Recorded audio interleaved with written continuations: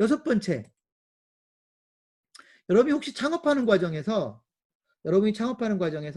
운영 자금이 부족하면요. 이건 이제 사업을 하는 중을 얘기하는 겁니다. 창업 자금을 의미하는 게 아니고요.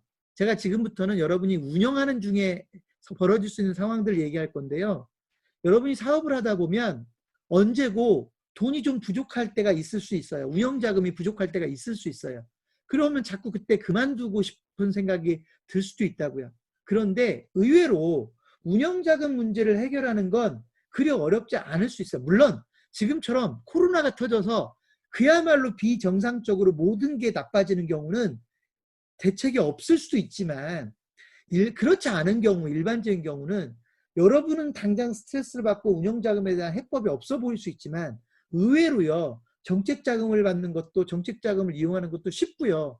설령 정책자금을 이용할 수 있는 방법이 없을 때 다른 방법으로 소위 그 문제를 풀어가는 것도 있기 때문에 혼자서 고민할 게 아니라 답을 찾아보려는 노력을 할 필요가 있다는 겁니다. 그래서 이 부분은 제가 좀 더 디테일하게 얘기하면 좋겠지만 제가 뭐 한 가지 상황만 좀 얘기를 해보죠. 예를 들어서 어떤 음식점 사장님이 장사를 과거에는 잘했는데 요 근래 어려워졌어요. 그래서 돈이 부족해요. 항상 돈 때문에 스트레스를 받아요. 그럼 이분은 이 사업을 접고 싶을 겁니다. 근데 문제는 뭐냐면 이분은 이 사업을 접으면요.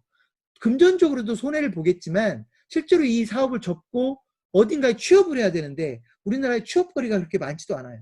그럼 이분은 이걸 접으면 또 다른 창업을 해야 될 가능성이 크다고요. 그래서 우리나라의 창업이 그렇게 많이 만들어지는 겁니다. 그런데 그렇고 이걸 아예 접고 새로 만들려면 돈이 오히려 더 들 수도 있고 오히려 계속 작은 사업으로만 갈 수도 있다고요. 근데 그게 아니라 만약에요. 내가 이 가게를 지금 팔면 한 1억 정도를 받을 수 있다. 그럼 내가 여기서 사업을 접으면 1억을 회수하는 겁니다.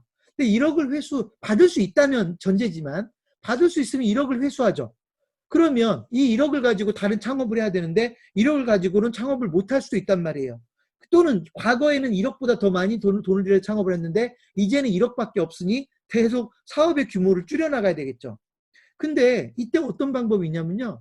어차피 내가 이 사업을 정리하면 1억을 받을 수 있는데 그러지 말고 이 사업을 정리하지 말고 이 1억짜리 사업을 누군가가 한 50%만 지분 출자를 해서 나하고 같이 창업을 할 수도 있잖아요. 그러면 나는 이 사업을 완전히 100% 매각을 한다면 1억이 들어올 거고 내 직장을 잃는 건데 그게 아니라 나는 지분 50%만 포기해서 5천만 원만 회수를 하고 나도 계속 이 매장에서 일을 하고 그 5천만 원을 투자한 사람도 매장에서 계속 이 매장에서 일을 할 수 있다면 그분 입장에서는 5천만 원만 들여서 창업을 하는 효과가 있고 저도 이 사업을 완전히 접는 게 아니라 실제 5천만 원의 지분을 가지고 5천만 원을 회수를 했고 5천만 원의 지분은 남아있는 상태에서 두 사람이 소위 공동으로 사업하는 형태를 취하면 사실은 문제가 해결될 수 있는 것이거든요. 그러니까 제가 지금 한 가지 예를 들어든 것 뿐이지만 실제로 이런 방법을 운영자금에 대한 문제를 해결할 수 있는 방법은 얼마든지 있는데 근데 많은 분들이 그냥 일단 접고 보자는 거예요. 접고 본다는 겁니다. 이래서 나중에 더 큰 피해로 더 큰 손해로 이어진다는 겁니다.